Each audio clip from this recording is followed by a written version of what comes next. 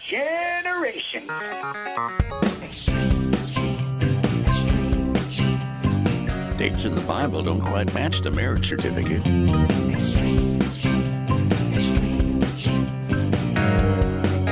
Uh-oh.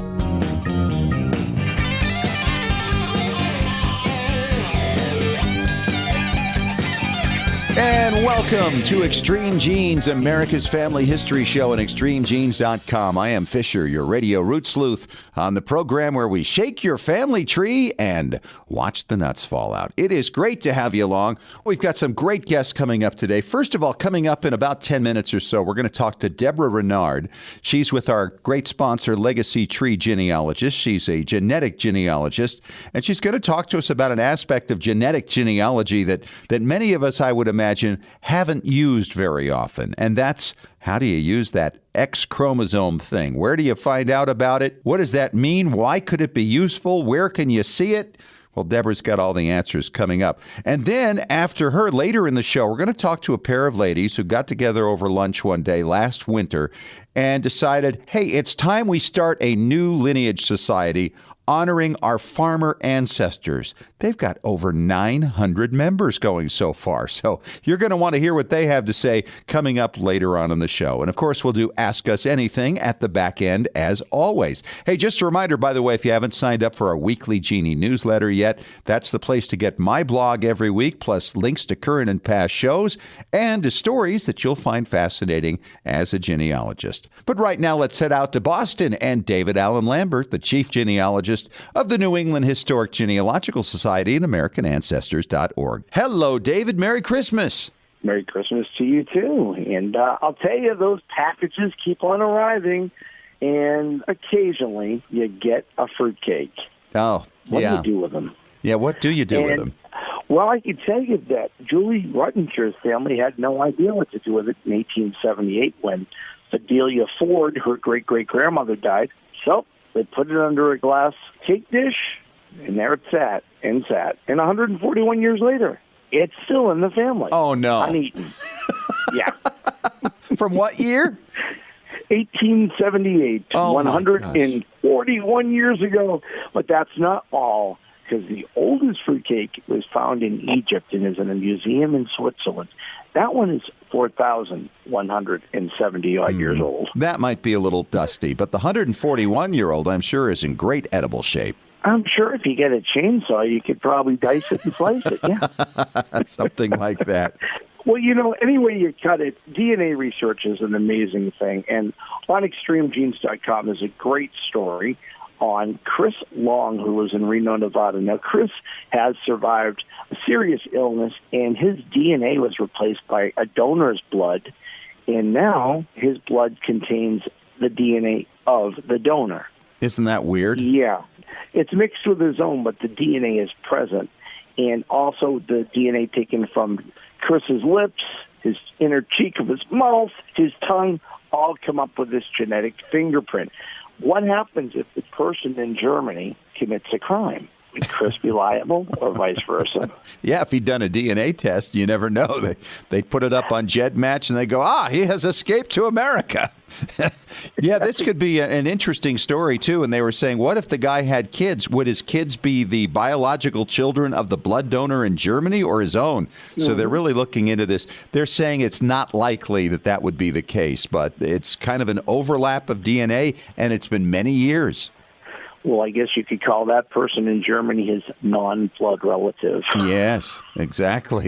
Well, you know, this holiday season, when you go up into the attic to get the Christmas tree or the wrapping paper, one family was in for a surprise when a false ceiling revealed all the supplies in bottles from Prohibition. I guess the family had a bootlegging connection, and their elderly relative who had died just recently always forbade them from going in the attic.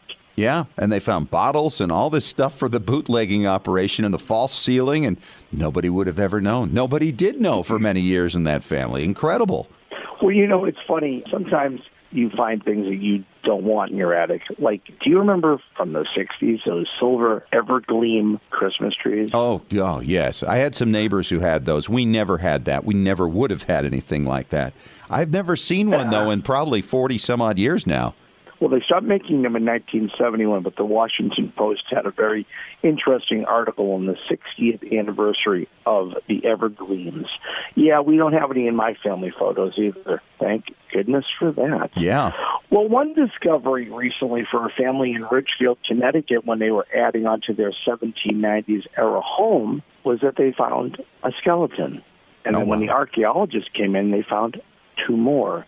These robust young men who appear to have been buried in the 1770s, which makes sense because the Battle of Ridgefield, Connecticut took place in April of 1777. Yes, an addition was built over a burial ground. Oh, wow. So the addition of the house is over the old burial ground, and we've got some of the people who were killed in that battle in 1777. How would you like to know you're sleeping in that house every night, right? That'd be creepy. Yeah, it kind of goes back to Poltergeist. You know, if you've seen any ghosts with tri-cornered hats, you know what's going on. Right? Well, you know, sometimes our history discovers things that we don't like. And Krispy Kreme realized that their forebears, the Liepman family, contributed to Hitler's cause and World War II. And, of course, we know about the Holocaust and what Germany did. So the Krispy Kreme Foundation has pledged $11 million, and half of that has already been given to Jewish material claims against Germany. And this is money that's given to actual Holocaust survivors. Right. They were using slave labor and POWs as well for the company that ultimately now owns Krispy Kreme. I mean, it's just a strange connection, but they discovered it and they're trying to do the right thing. Yeah, no, I think that's really amazing after 70-odd years that they're just not turning a blind eye to it. They're actually doing the right thing. Bravo to them. Well, that's about all the news I have from Boston. But remember that present that you forgot to give your sibling? Well, you can have an American Ancestors membership and save $20 on it by using the coupon code EXTREME. All right, David. Thank you so much. And coming up next, we'll talk to genetic genealogist Debra Renard about a little-known tool in DNA research that can help you out as you try to find your matches, the X chromosome. How do you use it? What is it about? Well, you get a little 202 class in it coming up next on Extreme Genes Family History Radio in 3 minutes.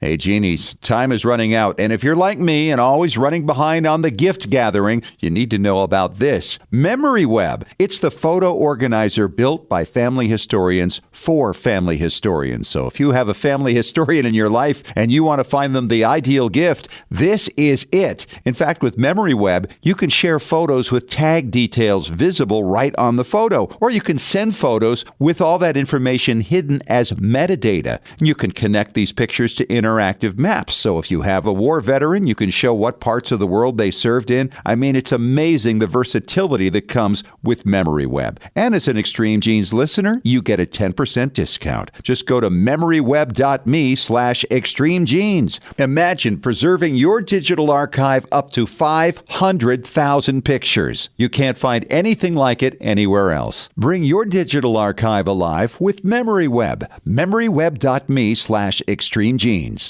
Have you hit a brick wall in your family tree? Are you unsure how to use your DNA test results to resolve a research question? Do you want to travel where your ancestors walked and need to find details before you go? Need help joining a lineage society? Whatever your genealogy research question, the answer is Legacy Tree Genealogists. Legacy Tree Genealogists has been helping clients all over the globe discover their story since 2004. Legacy Tree has carefully selected and trained professionals who specialize in hundreds of countries and languages, as well as probate research and DNA analysis. And when you need experts on the ground in the countries where your ancestors came from, Legacy Tree Genealogists calls upon its global network of on-site researchers who know the local language and how to get their hands on the records you need. Legacy Tree Genealogists is the world's highest client-rated genealogy research firm and is recommended by genealogy industry leaders worldwide, including MyHeritage, 23andMe, and more. Request your free quote today at legacytree.com. That's legacytree.com.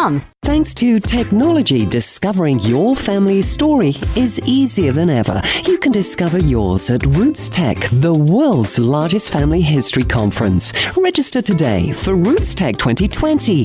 Don't miss this incredible 4-day event, February 26th through 29th. Learn from over 300 classes on topics such as DNA, capturing family stories, and preserving legacies. You'll also enjoy daily celebrity keynote speakers. Use promo code HOLIDAY and get your 4-day pass for only $169. That's $130 off a regularly priced pass. Discover your family. Discover yourself. Discover your roots at Roots Tech, the world's biggest family history, genealogy, and DNA event, February 26th through 29th at the Salt Palace in Salt Lake City. Register today at rootstech.org. That's rootstech.org.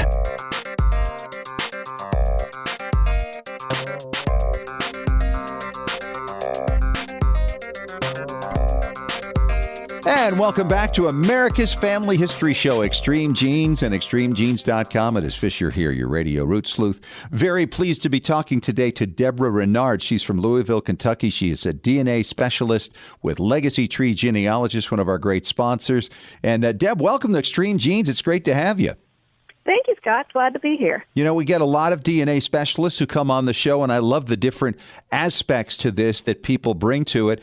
And this one is kind of unique, and this is a little specialized. I will qualify it as that as we start this thing off, because I don't really know that we use this very much, but the X chromosome can be a really important tool if you're trying to determine where certain matches come from on your tree.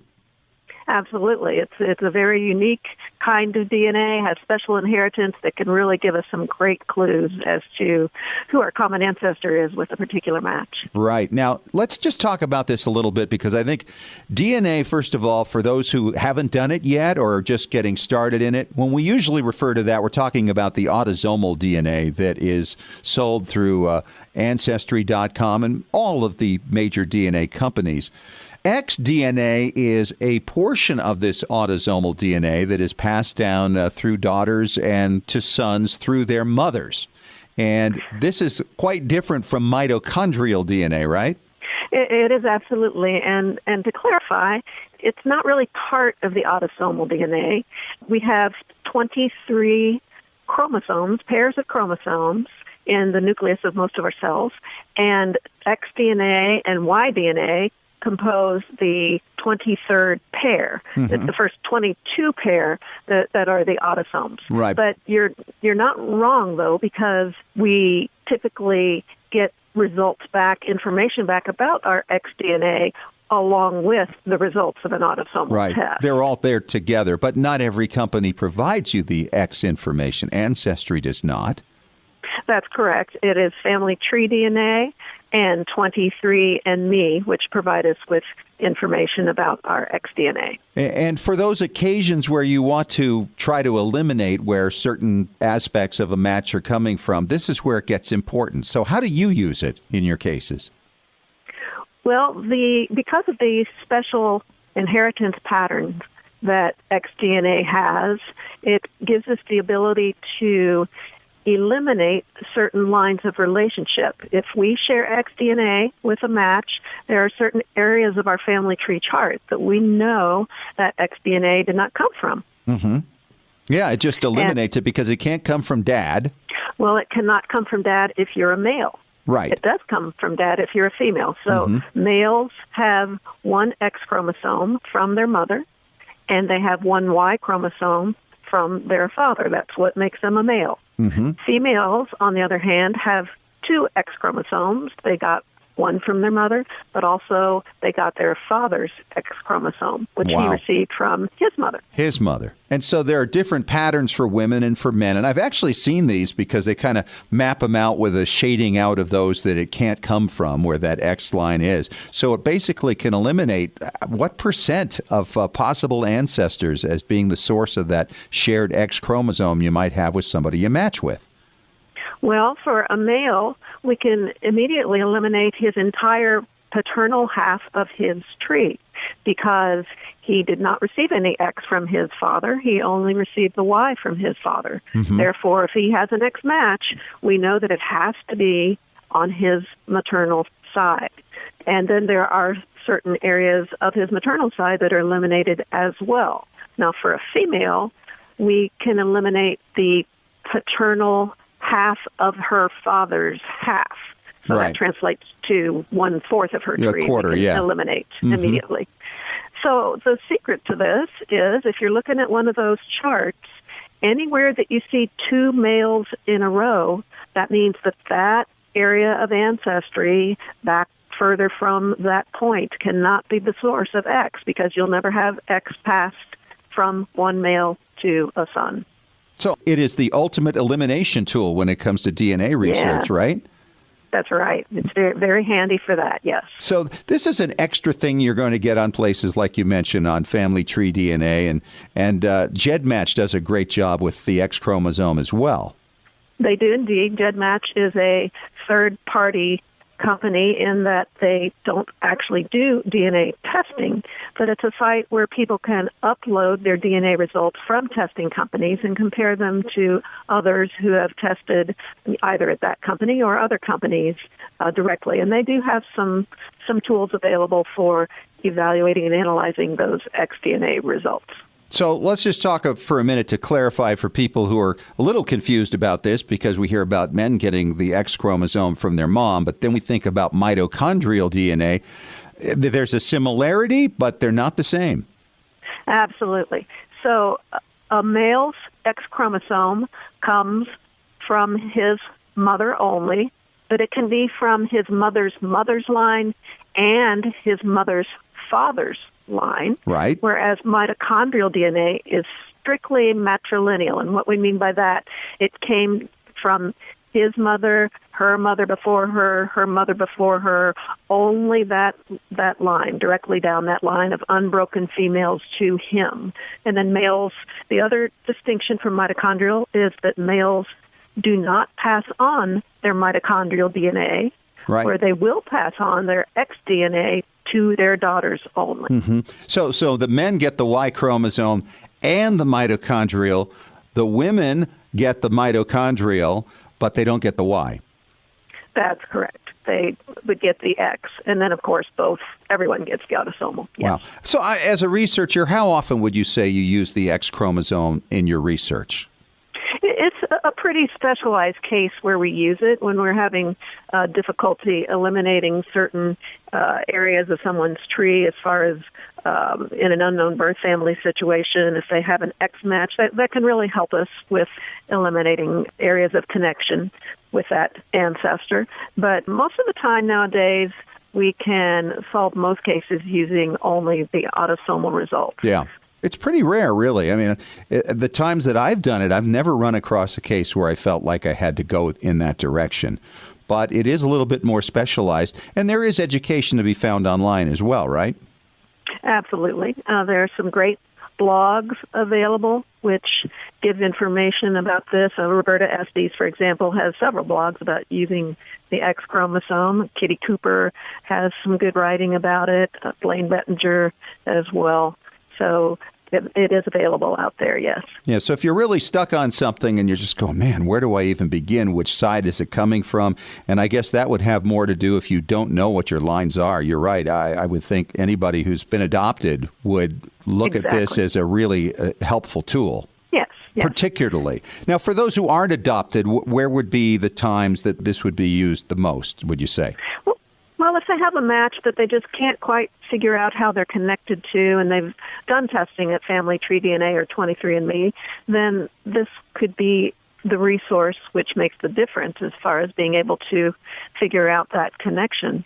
There are certain familial relationships where two people actually must share xDNA, and if you don't share xDNA with someone you thought you had one of those relationships with, that would be a clue that there's something amiss in your tree. Now, this does relate to fairly close relationships, though this would more apply to an unknown birth family situation. But there are, again, certain relationships where two relatives will always share X DNA. Earlier this year, I ran into somebody who came up as a match, as a second cousin, and I had no idea where this guy came from, other than, Yes. I hit my shared matches, and it's like, oh, okay. This guy obviously is a descendant of my great-grandparents, my dad's mother's parents, and he was adopted, so he had no idea. But if I didn't know what that was because he was adopted, I could also use this to try to help narrow that down as well, right? Absolutely. You can use that to help narrow down which lines you're related to him on, because you would know if you shared X DNA that it would not be from his father's side or your father's side. So if you don't share X DNA, of course, you would need to do a little more research to determine what your relationship is. And we didn't have an X, but it's still interesting to know that that's a tool there when you get a mysterious match. Absolutely. And one last point here, Scott. We can't actually predict a relationship based on the amount of X DNA that we share with someone like we do with autosomal DNA. Right. With autosomal, we have these charts and we predict what level of cousin we are based on the amount of autosomal DNA we share. But we can't do that with X DNA because sometimes a mother's two X chromosomes, before she passes it on, they might recombine or they might not. She might pass on an X chromosome entirely intact, in which case we'd have a whole line of possible X inheritance that we didn't actually receive any from. So those colored areas on those charts that you were talking about, those are possible areas of X inheritance. Right. Not to say that we definitely inherit from all those lines. Those are ones we could get X DNA from. Well, and really, autosomal is about the only one that does kind of predict what the relationship would be more than anything else, more than Y, Absolutely. more than Yes. mitochondrial. Those just are direction finders, basically. But, it's really interesting stuff, and I must admit, Deb, that I'm very grateful we don't have to use this too often. It is a little more involved. It's a little more some of the other complicated, types. but I think it's worth touching on for people who are starting to get deep in the weeds in this stuff, and you never know when you are going to use it. At some point, you're going to go, wait a minute, what was that all about? Maybe I can look into that, because it really is That's a great tool, and it's important to know that it's there. Hey, she's Debra Renard from Legacy Tree Genealogists. Deb, thanks so much for coming on, and really You're interesting welcome. stuff. Absolutely. Glad to have been here. Thank you. And coming up next, a new Lineage Society has been created, and you might be eligible for it. Find out all about it coming up in 5 minutes on Extreme Genes, America's Family History Show.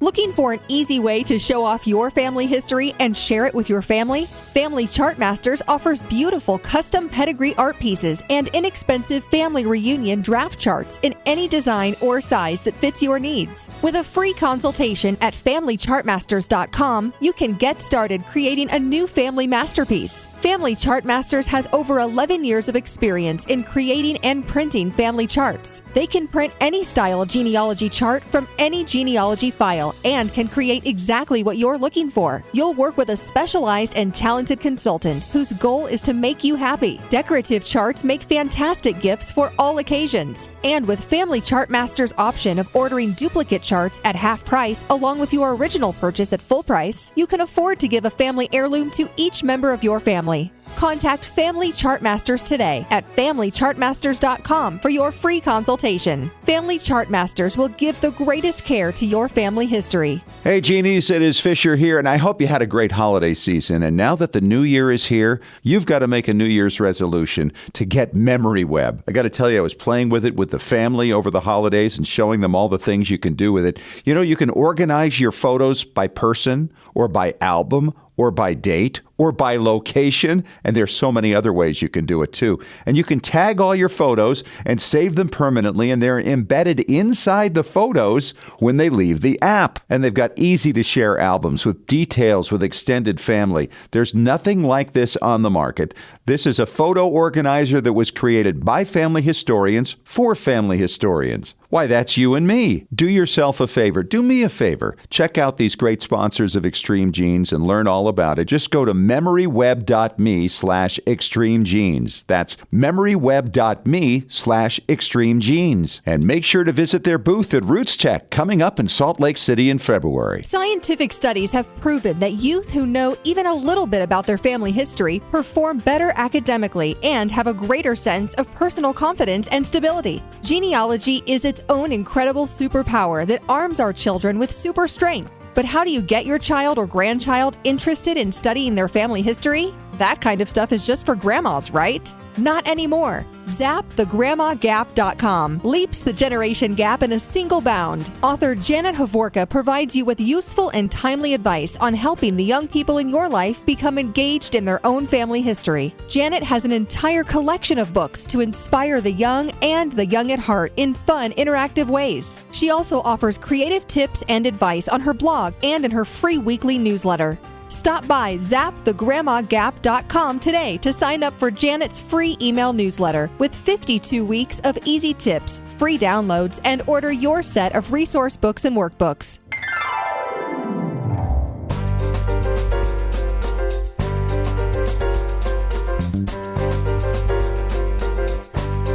And we are back on America's Family History Show, Extreme Genes and ExtremeGenes.com. Fisher here, your radio root sleuth. And it's interesting how many different ways people find to honor their ancestors, to learn about them, to understand how they lived. And one couple of ladies that I just learned about here recently came up with a new way, and that is to start their own National Society of Descendants. In this case, the National Society Descendants of American Farmers. And I have the two brainchilds of this whole thing, and of course the leaders. It's Janisue Rigel, the President National, and Davena Liepman. She is the National Registrar. Ladies, welcome to Extreme Genes. It's great to have you. Thank you so much. Where did this crazy idea come from? 3 years ago, we were talking and thinking, why isn't there a society honoring farmers? And we thought, it's so obvious, it'll happen tomorrow. It will happen. And it didn't. So we were having lunch with friends the last of February and started talking about new societies. And we mentioned farmers. And so that's how it started.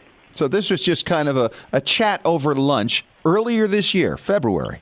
Yes, actually, and we were incorporated then by March. Janisue had us incorporated. March 10th, wow. We became official. So you were the first two members. Did you vote for each other, by the way, for those positions? I voted for her immediately. Fantastic. Now, how many members do you have now? We have exactly 914 charter members. Oh, wow. That's incredible. So what are the qualifications then to join the National Society Descendants of American Farmers? Our dates are July the 4th, 1776 through December the 31st to 1900. Okay. A census, a death certificate, a will that states your ancestor was a farmer, or any other that would indicate American farmer. Sure. The ag listing also works. Okay. So this is a big thing, though. 900 people. It started with you two, and obviously you had to qualify every one of those 914. Who reviewed the applications and the documentation? Davena has done every single one of the 914. But now we are missing. We have 32 youth members who have qualified. Okay. And now we have 21 board members that Davena qualified. Oh, wow. So you're starting to spread the workload a little bit here, Davena. Yes, for sure. We have a wonderful board. It's a good teamwork. Sure. Now, so I'm thinking about this. I'm thinking, all right, you got all these people. They're spread out all through the country. How many states are you represented in? We lack, I believe, 2. You're in 48 states already? We have Hawaii and Alaska, yes, and we members. have as members, and we have, I believe we are lacking 2 states as of today. North Dakota is one. Yes. And I'd have to pull up the database to tell you to figure out well, maybe we can get you somebody in North Dakota. Who knows, right? And this makes a lot of sense. Yes. So let's think about this. Now, if you go to a chapter meeting, obviously with 900 people spread out, they're all going to be kind of small to start with. What's your biggest chapter so far? Guess what, Scott? We have decided that everyone is too busy nowadays. Okay. There's too much stress on everyone. Yeah. So we did not want state societies. We did not want chapters. We thought much more fitting for farmers, we would have ambassadors in the states to recognize and promote us. And they will be doing field trips and tours and get-togethers to learn more about farming so that we can appreciate our farmers even more. Wow. So, but there are meetings held somewhere at some point, yes? Absolutely. We have a national caucus in April of each year. This year it will be April the 6th at the Department of Agriculture in Washington, D.C. Oh, how fun. Oh, it's going to be phenomenal. And then we will do a tour on April the 7th. And then in June, we will meet again in Washington, D.C. for a meet and greet. But our ambassadors, Scott, are actively doing all different kinds of things. We have ambassadors in Arizona and all the way through Wyoming and everywhere else.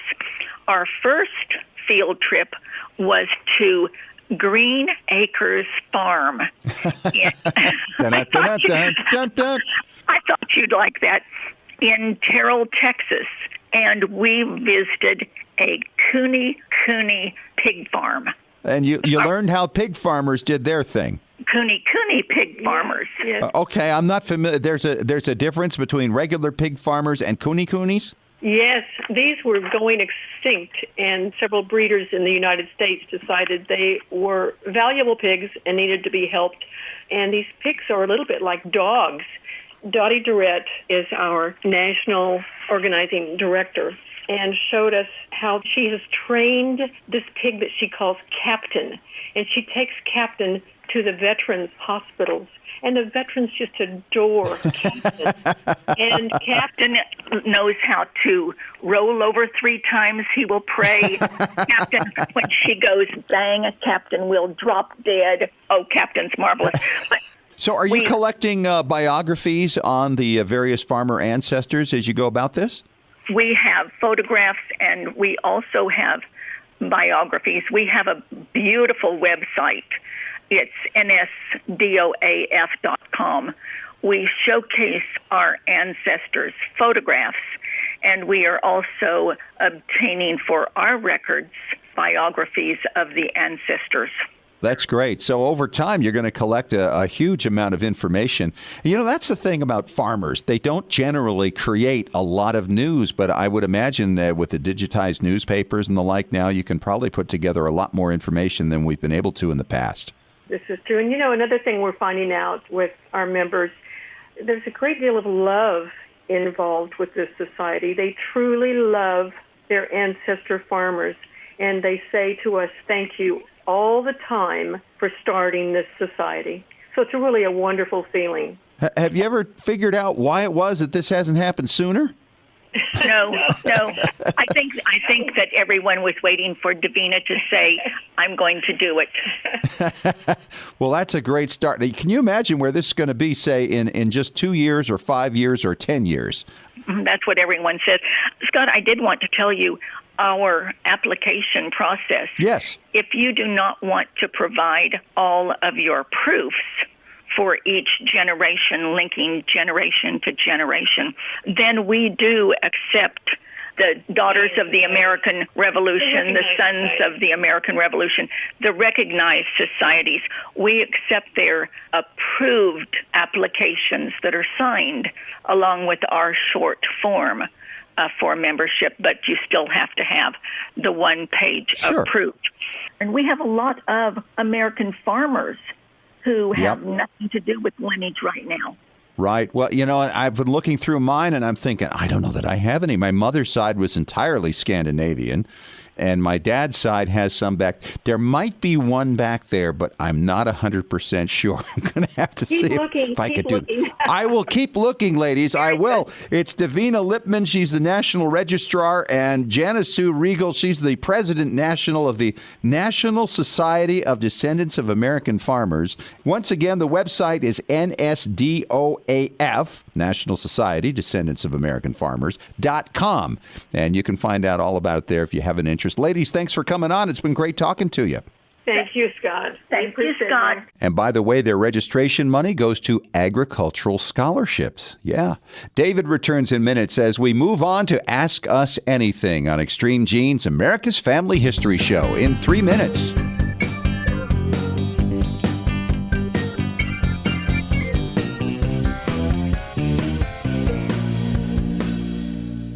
Have you hit a brick wall in your family tree? Are you unsure how to use your DNA test results to resolve a research question? Do you want to travel where your ancestors walked and need to find details before you go? Need help joining a Lineage society? Whatever your genealogy research question, the answer is Legacy Tree Genealogists. Legacy Tree Genealogists has been helping clients all over the globe discover their story since 2004. Legacy Tree has carefully selected and trained professionals who specialize in hundreds of countries and languages, as well as probate research and DNA analysis. And when you need experts on the ground in the countries where your ancestors came from, Legacy Tree Genealogists calls upon its global network of on-site researchers who know the local language and how to get their hands on the records you need. Legacy Tree Genealogists is the world's highest client-rated genealogy research firm and is recommended by genealogy industry leaders worldwide, including MyHeritage, 23andMe, and more. Request your free quote today at legacytree.com. That's legacytree.com. Hey, Genies, time is running out. And if you're like me and always running behind on the gift gathering, you need to know about this. MemoryWeb. It's the photo organizer built by family historians for family historians. So if you have a family historian in your life and you want to find them the ideal gift,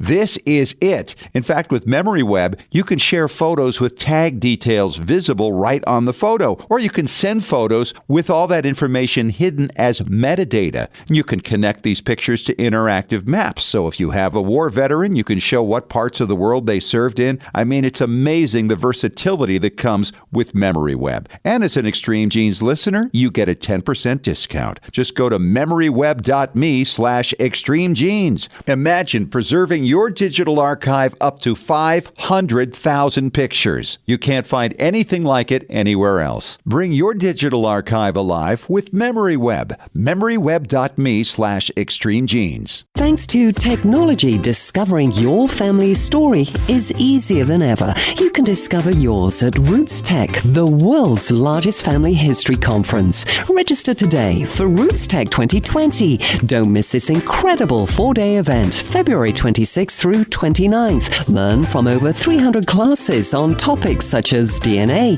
capturing family stories, and preserving legacies. You'll also enjoy daily celebrity keynote speakers. Use promo code HOLIDAY and get your 4-day pass for only $169. That's $130 off a regularly priced pass. Discover your family. Discover yourself. Discover your roots at Roots Tech, the world's biggest family history, genealogy, and DNA event, February 26th through 29th at the Salt Palace in Salt Lake City. Register today at rootstech.org. That's rootstech.org.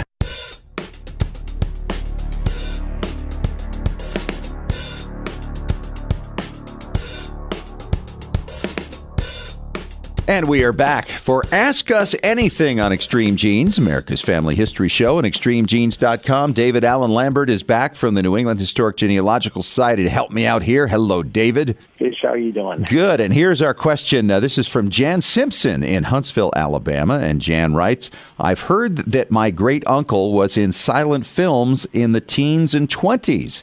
Is there a good source for learning more about his career? That's an interesting one. Yeah, that is. The first place that I would go to is the Internet Movie Database, imdb.com, because that has back to the silent movie era's earliest films all the way down to the current blockbusters on the silver screen today. So I would try that, but also I would try newspapers, especially since so many 20th century newspapers are out there. You may be listed in the credits, or there may be local boy makes big. Newspapers are great. And don't you have a relative yourself that was in the silent movie? Yeah. I had a couple of different people in the film industry. In fact, my son is right now, but I had a great aunt. She did costuming for the movies back in the 30s and 40s and 50s. But before that, my grandfather's first cousin was in silent films. He played kind of a character from Scandinavia named Newt Erickson. And Newt was in vaudeville, and then he was in the silent films in the teens and the 20s. And I've actually found motion pictures he was in digitized and online and for sale on eBay. So that was kind of interesting. In the 30s, he was much older, and he played a crusty sea captain in some serialized movie. And so it was a lot of fun to see that. And I was just amazed at how much he looked like my grandfather and the resemblance to my second great-grandfather, who was his grandfather. Oh, that's really neat, especially when you can pull a connection of facial recognition into a family member. Well, and he had a lot of close-ups in this thing. They'd zero in on his crusty face for special effect. I'm going, oh, my gosh, he looks just like my great-great-grandfather. It was just an amazing thing. I don't know that my grandpa ever knew him or anything much about him, but in tracing it down, it was fascinating to see what he had done. My mom was in movies, too, although she didn't get much in the way of credit, so I don't think she's on the IMDb. Yeah, well, you'll just have to create an entry for her. And link her to the movies that she told you. I remember seeing a clip of one of the ones that you found online with her walking on. Yeah. It's a lot of fun, some of these connections, and I think that's probably the best database. But I like what you're saying about the newspapers, because I did find online a lot of papers that talked about if there was a local connection to somebody in a movie, the entire town would want to come out and see that person they knew on the big screen. So they would advertise that, this film's going to be released and it's going to be showing at this time. And this local guy or this local gal was in this movie. So you can get a lot of interesting color about it, and maybe even a little more about your ancestor from the newspaper story, telling about what was in their career, maybe other flicks that they had been in, and roles that they had played, and maybe people they even acted with, which is really quite fun. It really is, and so you just never know what you're going to find until you start searching for it. Well, one of the things that you can also try is Variety magazine, because that was great even in the early era to catch the stories of people in the movie industry. And then, of course, going to the archives for that studio. I mean, look, Universal's been around since 1915, and a lot of other studios were bought up by other major studios, so you could possibly go ahead and use that as a connection, too. Do a little archival digging in Hollywood, perhaps. You mentioned Variety, and Variety not only covers film, but it covers early television, it covered radio. Anybody was really appearing in pretty much of anything. I don't know if did that extend to stage? I don't believe it did, but it could have early on in the infancy of the movie industry. Yeah, could very well have been. So there are all kinds of sources, and also you might want to just Google the name and see what comes up. So there's some great answers there. And thanks so much, Jan, for the question. And coming up next, it is a DNA match question. We'll get to that coming up in 3 minutes on Extreme Genes, America's Family History Show.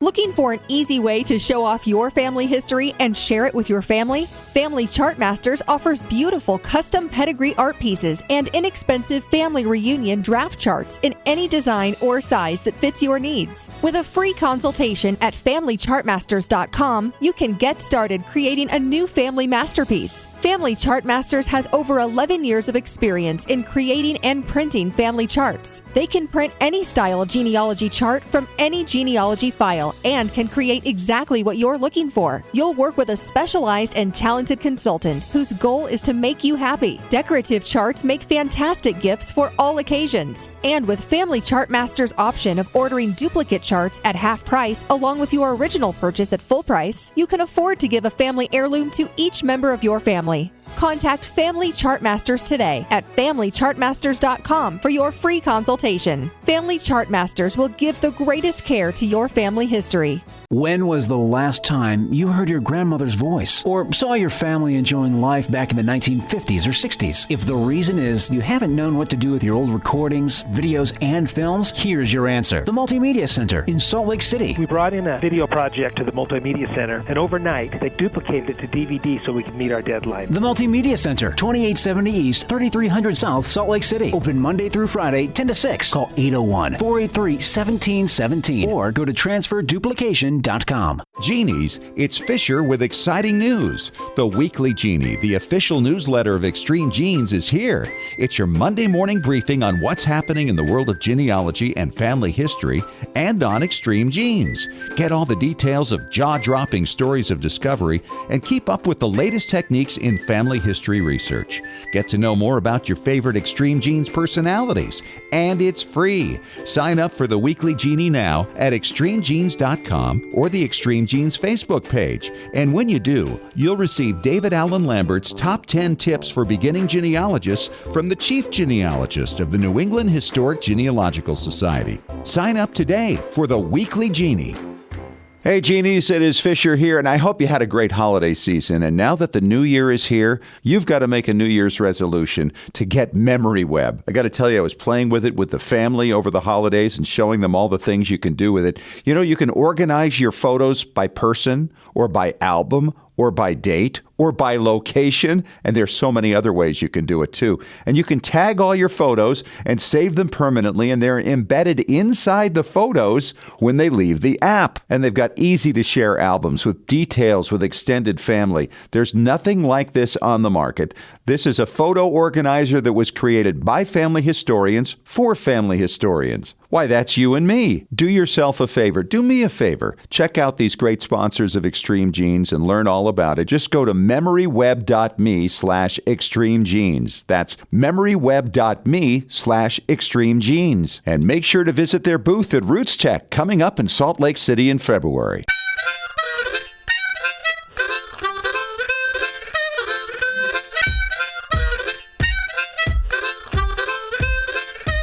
All right, we're back at it for our final segment of 2019. In fact, the teens. It's Ask Us Anything with David Allen Lambert as my guest. And David, this is an interesting question here. It's from Susan Smith in Oshkosh, Wisconsin. She says, I have a first cousin match that doesn't make any sense.